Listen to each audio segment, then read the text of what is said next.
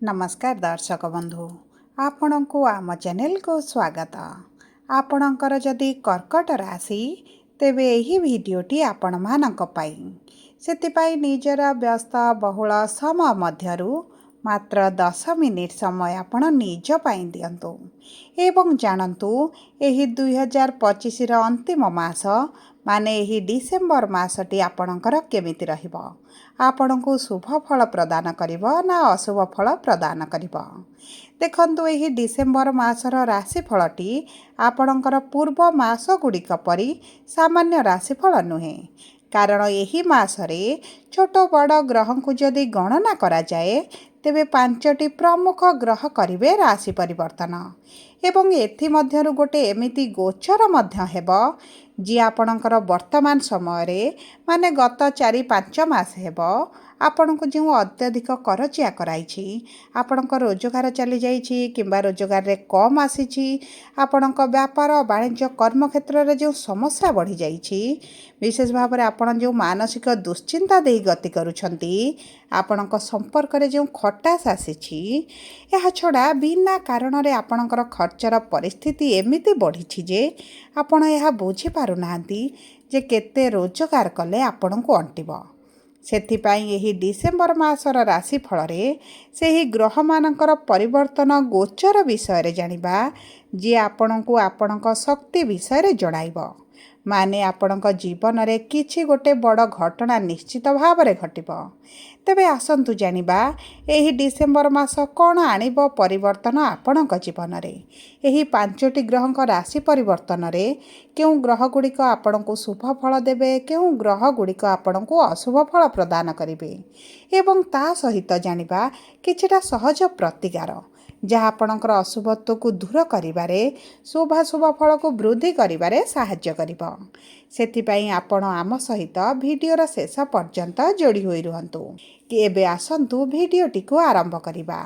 किंतु भिडियोटी आरंभ करिबा पूर्वरु जदि आपणकर भी कर्कट राशि होई थाए एवं आपण भी ईश्वर को आंतरिक भक्ति एवं विश्वास करंती तेबे भिडियोटी को लाइक करंतु, कमेंट बॉक्स रे जय जगन्नाथ जय माँ लक्ष्मी अवश्य लिखि दियंतु एवं ता सहित आपण जदि आम सह जोगाजोग करिबा पई चाहुछंती वीडियोर मध्य भाग रे एक व्हाट्सएप नंबर टी दिया जाइछि, जो नंबर साहाय्य रे आपण आम सह जोगाजोग करी निजर नूतन कुंडली प्रस्तुत करिवे, कुंडली विश्लेषण कराई परिवे किंबा आपणकर चाकरी विवाह व्यवसाय प्रेम संपर्क शिक्षा स्वास्थ्य को नहीं किछि समस्या रहिछि ताहार सहजरे एवं स्वल्प मूल्य रे समाधान करिपारिबे।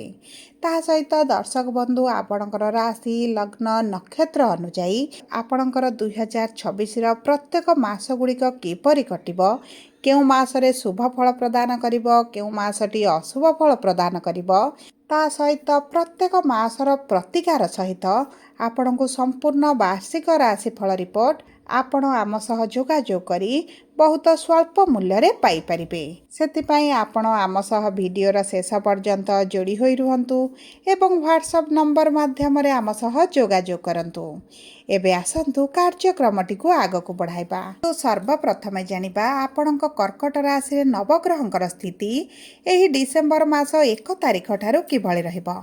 देखंतु आपणकर प्रथम गृह रे देवगुरु बृहस्पति, द्वितीय गृह रे केतु, चतुर्थ गृह रे बुध, पंचम गृह रे मंगल शुक्र सूर्य, अष्टम गृह रे राहु, नवम गृह रे शनि विराजमान करिसंती, जहा फल रे सेही गृह गुड़िकरे सेमानंकर प्रभाव अधिक रहिबो।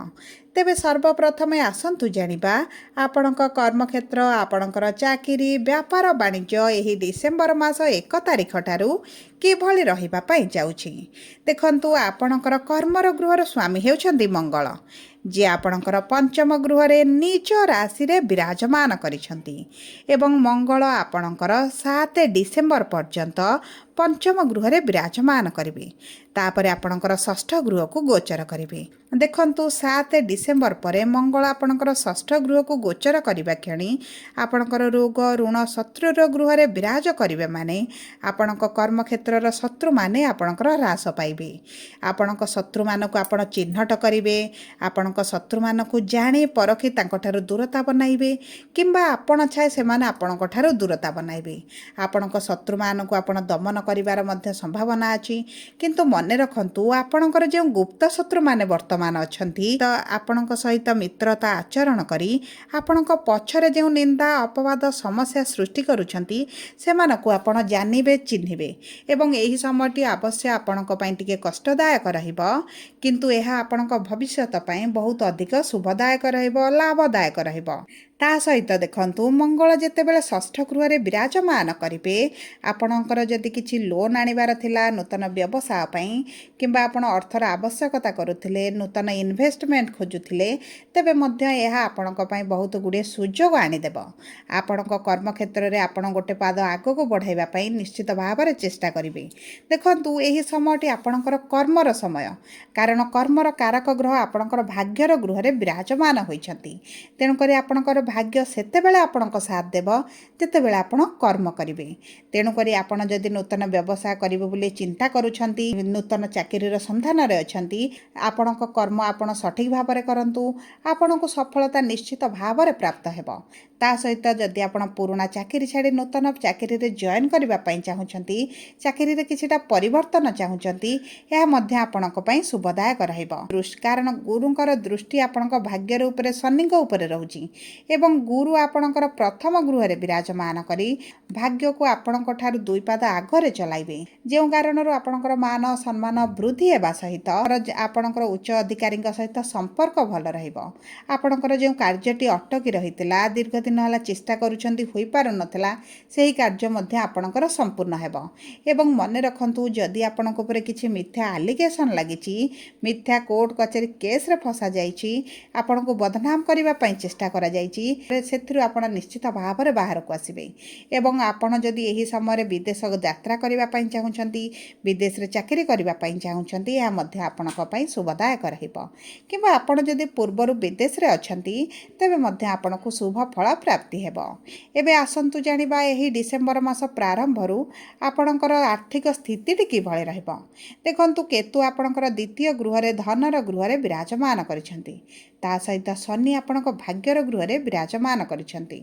देखंतु एही समय मध्य आपणकर अर्थ निश्चित भाव में खर्च हेबो। आपणकर अर्थ खर्च जो बढ़ी जाइतिला, आपणकर जो करज वृद्धि होइतिला, लोन रे थिले एवं आपणकर अर्थ को आपण संभाळिबा पई चाहुतिला, आपण सठिक मार्ग रे उपयोग करिबा पई चाहुतिले, सेविंग करिबा पई चाहुतिला, आपणकर होई पारु नथिला, तेबे एही समयटी आपणकर करज ऋण सुझिबा पई बहुत भल समय रहिछि। आपणकर अर्थटी निश्चित भाव में खर्च हेबो, किंतु चेष्टा करंतु पुराना करज गुडी को आपण सुझिबा पई। कारण शनि जेहेतु आपणकर भाग्यर गृह रे अछंती, आपणकर कोनोसी ना कोनोसी मार्ग रे अर्थ खर्च होई पारे, डाक्तरक माध्यम रे हो, मेडिकल रे खर्च होई पारे, किंबा आपणक प्रियजनक पई मध्य आपण अर्थ खर्च करि पारंती। सेति प्रति आपणको टिके दृष्टि देबाकू पड़िबो, किंतु आपणकर इनकम जेहेतु वृद्धि हेबो, कोनोसी ना कोनोसी सूत्ररु आपणको अर्थ प्राप्ति हेबो, सरकारी माध्यम रे अर्थ प्राप्ति हेउ किंबा आपणकर पैतृक संपत्ति किंबा किछि गुप्त धन मध्य आपणको मिलि पारे। एही समय जदि आपण किछि प्रॉपर्टी बिक्री करबा पई चाहुछंती ताहा मध्य आपणकर होइछि एवं उचित मूल्य रहबो एवं सेही माध्यम रे मध्य आपण किछिटा अर्थ प्राप्ति करि पारंती। एबे आसंतु जानिबा किपरि रहबा आपणकर वैवाहिक संपर्क एवं विवाहर जोग।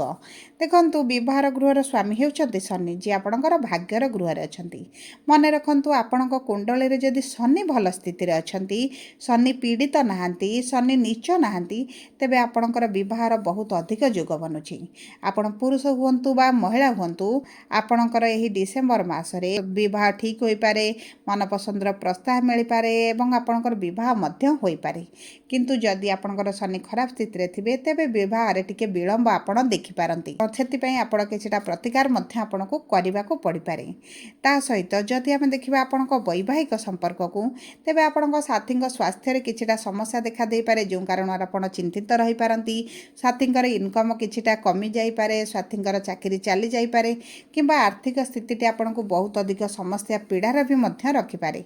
यही समय मध्य पारिवारिक कलह झगड़ा आपणकर जो वृद्धि घटीला ताहा धीरे धीरे कमिबा आरंभ हेब। आपण पति पत्नी आपण परिवार ठारू शाशुघर ठारू अलग रही पारती जदि पति पत्नी उभय अलग हेबापी चाहते से आपन को भल सुजोग मिल मेन्टेनान्स आलुमिनी मिल पारे किंतु चेष्टा करंतु गुरुंकर जेहेतु सप्तम दृष्टि रोचे आपण संपर्क को जोड़ापी उभय पति पत्नी मध्य संपर्क को बढ़ावाई कौन स्थान को एकत्र बुलवा जावाई एवं आपण संपर्क में जो तृतीय लोकों हस्तक्षेप बढ़ी जाइए जेते आपण दूर रखिए आपण बहुत अधिक लाभदायक रही। आसतु जाना किपर रपणकर शिक्षा संतानर जुग एवं प्रेम संपर्कर जुग। देखु आपण शिक्षार गृहर स्वामी होती मंगल जी आपणकर 7 डिसेम्बर पर्यंत पंचम गृह विराजमान करेंगे ता सहित सूर्य आपणकर पंचम गृह विराजमान करिसेंती। देखु शिक्षा क्षेत्र में आपणकर समस्या 16 डिसेम्बर पर टिके वृद्धि हो पारे कारण आपड़ जदि विशेष भाव में सरकारी चाकरी परीक्षा देउचंती सरकारी चाकरी इंटरव्यू अच्छी एंट्रांस अच्छी तेज 16 डिसेम्बर पूर्वर रहिले आपन को शुभ फल प्राप्ति हेब। 16 डिसेम्बर पर सूर्य जितेबाला षष्ठ गृह को जीवे आपन को एतेटा शुभ फल प्राप्ति न हो पारे। जदि आपन किसी शिक्षा संबंधित निष्पत्ति नेबाकु चाहुचंती तेबे 16 डिसेम्बर पूर्वर नियंतु आपन को पई उचित रहिबो। जदि आमे देखिबा संतानर जोग को तेबे देखंतु गुरुंकर पंचम दृष्टि आपनकर संतानर गृह रे रहुची। जदि यही समय मध्य कौन दंपति संतान सुखरु वंचित अछंती विभिन्न प्रकार पूजा विधि पाठ पर संतान प्राप्ति होई नाही तेबे यही समय मध्य संतान होई पारे। जदि आपनक संतानक सहित मनमालिन मतभेद चली ताहा मध्य आपनकर धीरे धीरे दूर हेब। एबे आसंतु जानिबा किपरि रहिबा आपनकर स्वास्थ्य एही डिसेम्बर मास 1 तारिख ठारू। देखंतु गुरु 4 डिसेम्बर पर्यंत आपनक प्रथम गृह रे रहिबे पुनर्बार 4 डिसेम्बर पर आपनकर द्वादश गृह को गोचर करिवे। एही समय आपनकर किछिटा ऋतुकालीन समस्या देखा दे पारे। आपनकर गैस डाइजेशन समस्या विशेष भाव में आपड़ जदि बाहर खाद्य को वर्जन करेंगे आपण बहुत अधिक लाभदायक रहिबो।